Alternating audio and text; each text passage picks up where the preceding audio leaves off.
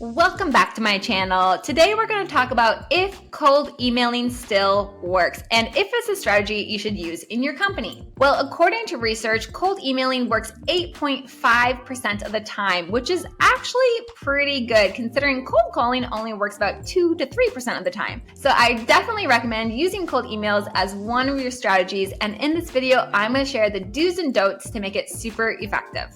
Let's jump in. Okay, so we've all been there. You open your inbox first thing in the morning and the first thing you see are about 10 cold emails that you delete automatically without even opening. Why? Because you can tell that they're cold emails. So tip number 1 is to make it personable. Okay, so when somebody writes me an email and it says, "Dear Madam," or "Dear Sir/Madam," I automatically delete it because I know that they don't know who I am and it's really annoying. Now, the tip is if you're gonna make it personable, get your facts right. So last week I got a cold email and it said, "Hey Valerie, it's been 3 years since you worked at such and such company." So I actually opened the cold email because I thought it was from my former employer. And then as soon as I realized it was a cold email, I deleted it, I marked it as spam, and I was so frustrated. Why? Because if you just did a 2-second Google search of me, you would know that I have my own company called CRDLE. And if you looked at my LinkedIn, you would know that I have been doing this for a couple years now and have not worked at that company for quite some time. So the fact that they're pitching me for a product or service thinking that I work at a company that I don't even work at makes me really frustrated, and I would never respond to this type of cold email.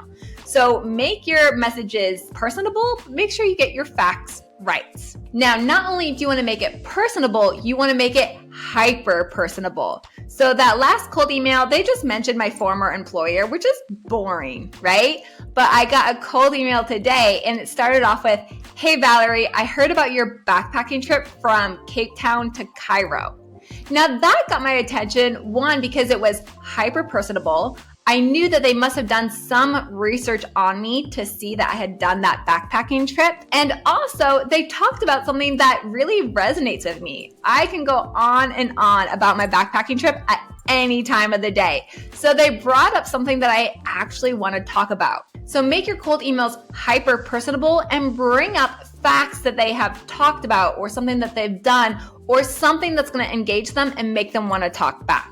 Now, tip number 2 is to make it fun to read. So that guy who reached out and said, "Heard about your backpacking trip," continued on and said, "It must have been a hell of an adventure."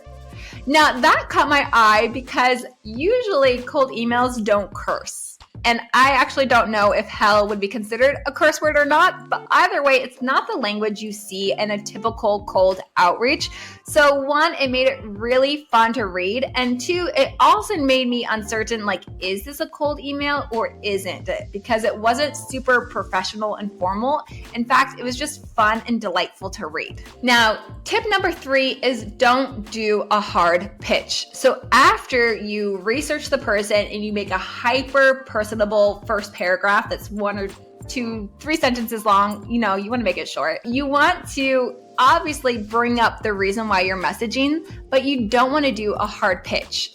And that's just common sense. So if I met you for the first time in person, I wouldn't say, "Hi, I'm Valerie and I provide virtual assistants and cold callers from African countries," because that's weird and not normal. First, I would talk about how I'm based in Pittsburgh. I used to live in Ethiopia. I like coffee. I have kids. I would be asking you similar questions. Like we would be having some small talk before we got into what we do. So when you do a cold email, you don't want to say like, "Hi, I'm such and such and I do this." It's too much and it's off-putting, right? So you have 2 choices. Either 1 is you can make it kind of ambiguous for what you're asking. So you could, start with your hyper-personable line and then say like, "Just wanted to see if you wanted to hop on a networking call because we're in a similar space." Or I got an email once that said, "I'm reaching out because I'm looking for this." And when he said that, I knew that it was a cold email, but I also was a little bit uncertain that maybe it was actually a sales email where he wanted me to sell my services to him. I wasn't sure. So it was ambiguous enough that it caught my attention and made me hop on that first call. Third option is you could name drop. So somebody reached out to me with a hyper-personable email. Again, they mentioned my backpacking trip, which I guess is the way to get a hold of me, is to start with that.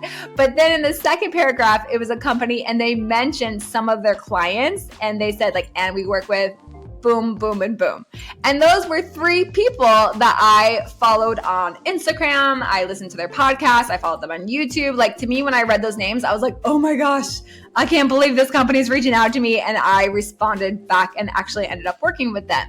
So those, again, are the 3 options, is that you either reach out with something ambiguous, you reach out making it seem like it's a sales email, like in the opposite way, or you can name drop, in a professional, delicate way. And the last tip number 4, is to have a good follow-up cadence. So most people probably aren't going to respond in the first time that they read the message. You might have to do 2 or 3 follow-ups, but do it tastefully. So recently I also received a cold message on LinkedIn, and it happened to be for a service I was actually looking for, but then the person kept following up so much that it was really off-putting. So I got the message, I responded like, yeah, I might be interested. And then I kept getting like, hello, Valerie, hello, are you there? Hello, Valerie, do you want to meet today? It was just like too many times where I was just like, oh, never mind, I changed my mind. And I think we've probably all been there. I know like a couple years ago, I reached out to someone on Alibaba and they have not stopped following up with me since then. It's super annoying. So basically, make sure you follow up a couple times, especially if you do like a 2-prong approach. So maybe a cold email and then a cold message on LinkedIn, but don't follow up too many times because it just gets creepy. Now, here's an example of how I have used cold emailing to get a client. So I heard about this company, it was a franchise, and I knew that they wanted to hire 30 virtual assistants. And I was like, oh my gosh, I really want to get them to be my client. So I did what I normally do, which is LinkedIn. I connected and messaged people on their LinkedIn, and that usually works for me. But in this case, it didn't. So what I did is I went down the rabbit hole and I found out that the founder had recently been doing some guest podcasting. I listened to his guest podcasting and then I found his personable Gmail email on Apollo and I sent him a message that said, hey, so-and-so, I just listened to your podcast with so-and-so. I loved when you said this, your experience on that. This part made me laugh. And then that was the hyper-personable section. And then the second part was I said, and by the way, I do provide virtual assistants. So as you grow, would love to, have a discovery call with you and see if there's a good fit to work together or not. And I got the meeting set up and we got the client. So that's an example of how I did cold emailing, hyper-personable with a good pitch at the end to get a client.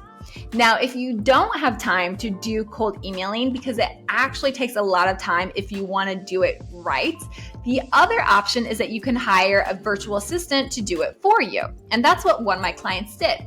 He hired our virtual assistant and basically she just spends all day long listening to podcasts because they know that their typical client likes to guest podcasts or be on podcasts themselves. So she listens to podcasts all day long. Then she makes it hyper personable. She helps craft the email herself using what she learned in the podcast about them. She also checks out their Instagram, their LinkedIn, and she makes sure that that cold email hyper personal pitch is on point. Now, she does about 120 emails per week, and that's full time, right? So the volume is smaller when you're doing cold email. But out of that 120 emails that get sent out per week, about 10 of those will convert into an appointment. And that's fantastic for this client. Now, the things to know is she didn't get 10 appointments booked per week the first week she started. In fact, it took her about a month to really understand the company, see which clients were good for the client, reach out, get a response, get the appointments on the book. It wasn't until month 2 or month 3 until the client had an ROI from hiring her. But once she got in the groove, man, it was magical. In summary, cold emailing does work, but first you have to make them hyper personable outreach. Number 2, you have to make them fun and enjoyable to read. 3, don't do a hard pitch at the very end. Do a soft sale or a networking call or tasteful name drop to make it effective. And number 4, have a good cadence for following up. So tell me in the comments below, have you ever bought a product or a service from cold emailing, or does your business use cold emailing to get clients? I'm so curious to know. And of course, like and subscribe to this video to get more tips on how to use remote offshore talent to grow your business. Thanks for watching.